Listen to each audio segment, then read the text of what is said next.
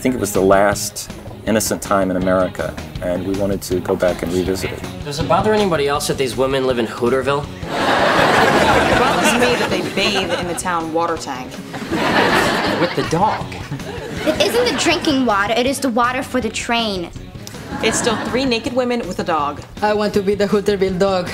This show ought to be a fresh-looking show so that the audience says, hey, this isn't just another living room comedy. There's something about it that looks different. Hey, we should record our conversation, man. Yeah, then we could play it back and write it down. I'll bet that's how the writers at National Lampoon do it. Yeah, well, I read somewhere that there's these people in France. What do they do? You see, they're incredibly French.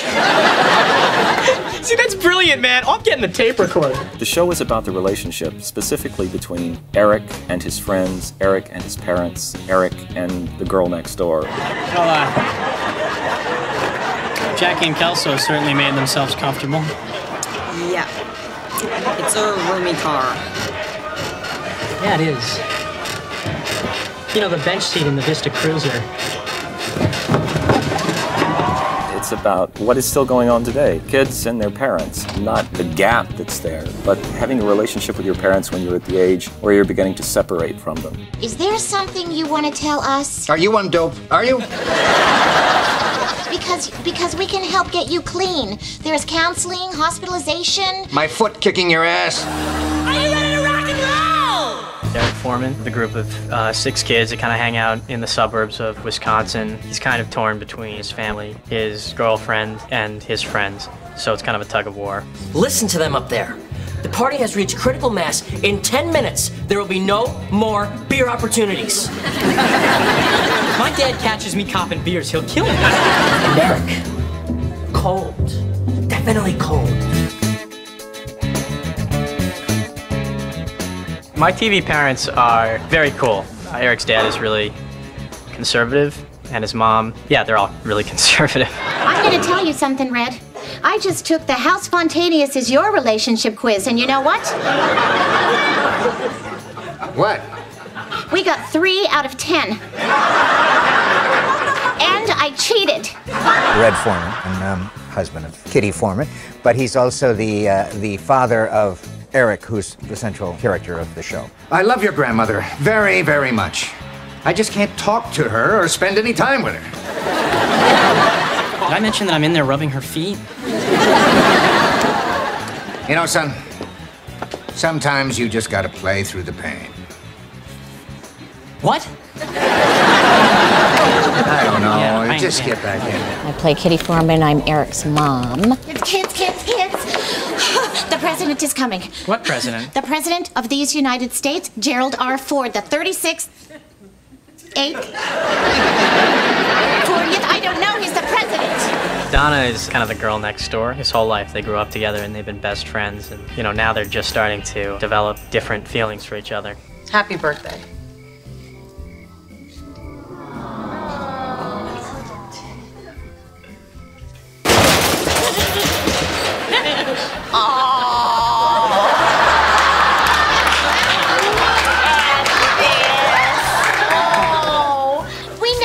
To put a candle out here. Oh, it is just so romantic. Let's keep moving. There's nothing to see out here. Thanks. Thanks, Dad. She's like a tomboy. Girl next door. She's Eric's best friend / love interest. My sister thinks that we shouldn't be left alone. Us? We're alone now? Well, yeah. I was an awkward teenage boy for 10 years, so that was sufficient research. Yeah, that did it. I was rejected by a lot of girls. That helped a lot, too. Maybe Donna doesn't want to throw a party. Maybe she wants to be alone. Yeah, just me, alone. If someone happens to stop by, that'd be pretty cool. So we're on. I'll bring the beer. That sounds fun. Cool. Catch you guys later. Party at Donna's. You are both so stupid! Kelso is less intelligent, common, everyday life kind of guy. You know, he's got the wits when it comes to the books, but when it comes to like common sense, he's a little bit short. Where the hell is Foreman, man? This isn't like him. What if he's lost or hurt somewhere? Calm down, Lassie. I'm sure Timmy's just fine.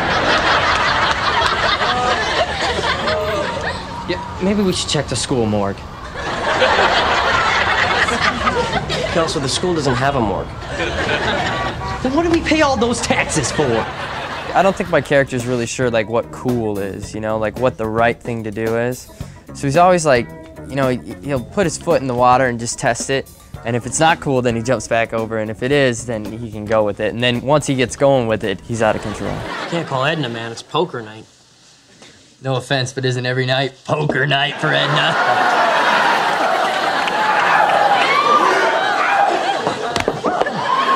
He has this girlfriend, Jackie, who's really overpowering. You know, I'm like the dog on the leash. I'm caught between my friends and my girlfriend that doesn't really fit in with all my friends. He's never gonna find out.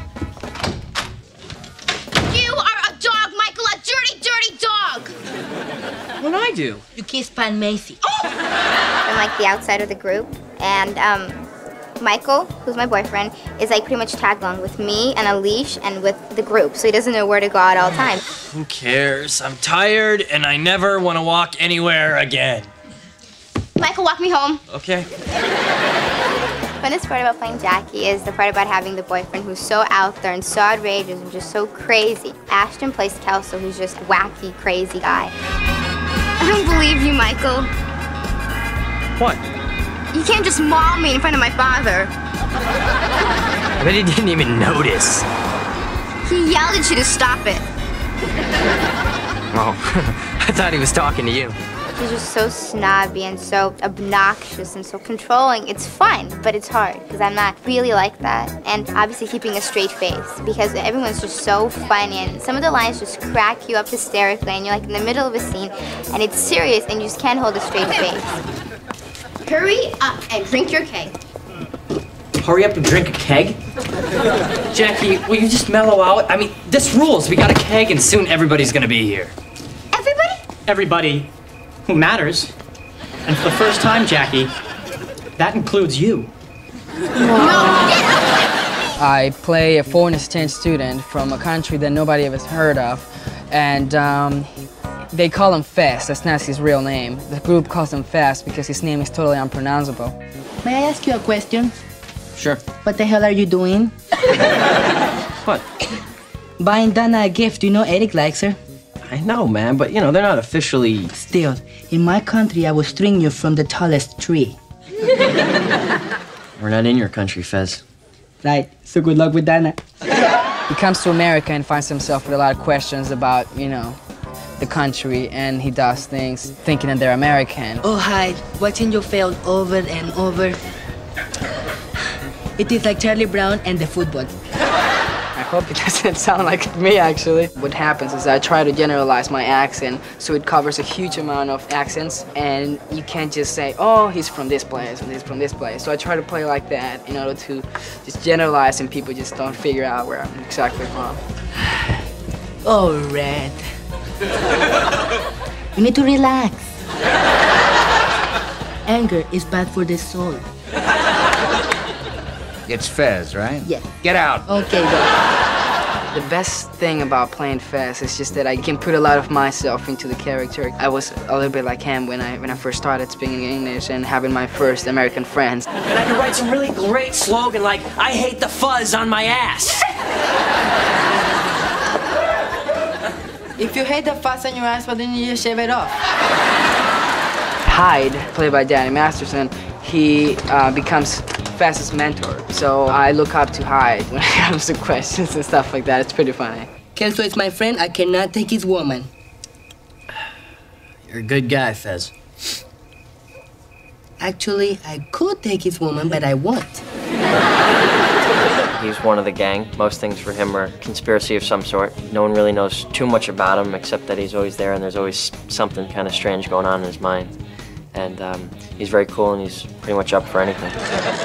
Really? Well, on behalf of men everywhere, Wilmer Valderrama. He is so funny, you know, he gets me going in the morning. All the other kids, they're cool too, but Wilmer, he completes me. Michael, come here. Michael, do your Chico impression. Michael, rub oil on my thighs while I spank you.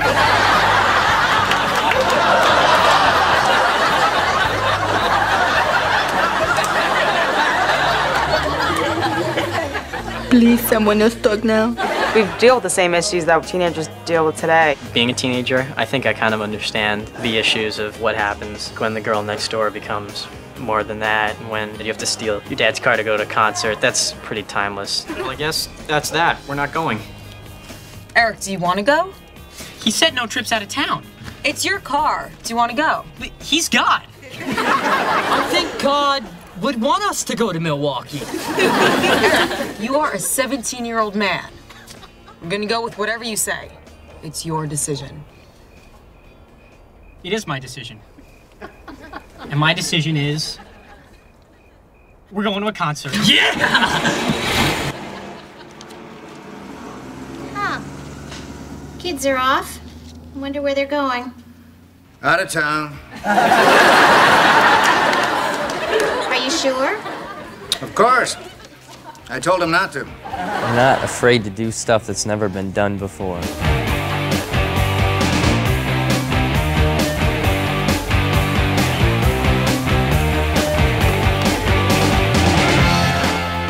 We do some crazy stuff. We've gotten away with a lot of stuff, and we're very happy because it's very funny. When you play the record backwards, you can hear the devil speak. I am starting to hear him everywhere. Yes, Mr. For Samuels and yes. Satan is your master, Fez. Worship Satan. But before you worship Satan, get him a cherry pop. Get Satan a cherry pop. Get Satan a cherry pop. Pop, man. Get me a pop.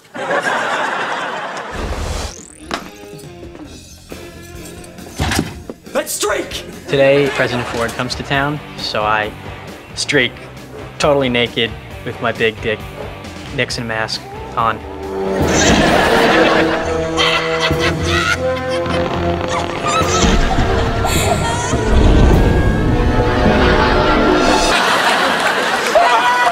That's fun. I think the show is very authentic. I think it's very representative of 1976. That's what everybody wants to talk about is the costumes, and isn't it fun wearing the costumes? Well, it really isn't. It's really not, because they're really not attractive. They are not attractive. And they're not very comfortable, you know? You forget about all that polyester. You know, it just felt all kind of scratchy. That spongy material. You're talking about something that happened over 20 years ago. And there you were at the movies, in front of God and everybody, slurping on horseface Lynn Taylor like she was a popsicle. Kitty. A big, easy horseface popsicle. Horseface? She was a runner-up in the Miss Wisconsin pageant. Which she lost because she was such a horseface. The way our house is decorated is very authentic and consequently quite amusing. We don't have the technology that we do today. Like in Eric's basement, we watch this TV right here. It's not like one of the big, you know, super flat screens. Hey, change that. How do we change channels before Fez? I don't think we did. Even though looking back on it, it may look chaotic, it is really an innocent age. While kids, there were no video games, there were no videotapes, there was no internet, there was no cable, there were 3 stations. People had to sort of manufacture their own fun. Just, yeah, make it wider, right up there. Yeah, out further though. Yeah, right up there.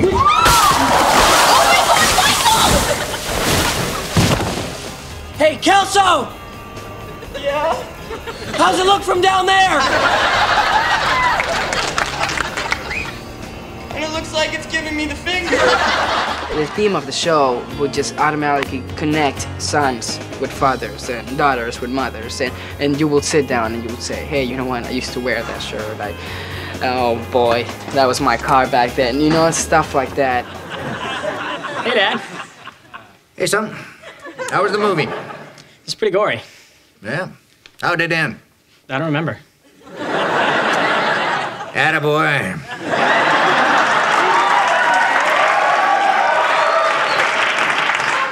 So how was your night? It was fantastic. Well, that's great. Good night, Dan. Night, son. Oh, and be quiet going upstairs. Your mother is very tired. I actually don't think this is like any other show on TV, which is what's neat. Just the fact that it takes place in 1976 is just so unique. There isn't any other show that is like that. It's real life. People that were growing up in the 70s are gonna enjoy it because they're gonna look back and go, yeah, we were wearing that, or yeah, that's what we had. Our generation's gonna like it because they realize that we do the same stuff now as what they did then. Hey, Jackie, you know what'd be cool to do with these in your mouth? Hopefully the audience will get themselves laughing out of watching the show. They're gonna see some crazy stuff. A lot of stuff you don't normally see on everyday shows. There's not much sitcom comedy. It's more of off-the-wall, very real comedy. So it's kind of fun. Eric, after breakfast, I want you to rake the yard. Right. But Dad, I was gonna... I'll do it. Okay, Steven. Oh my God. I love my new brother!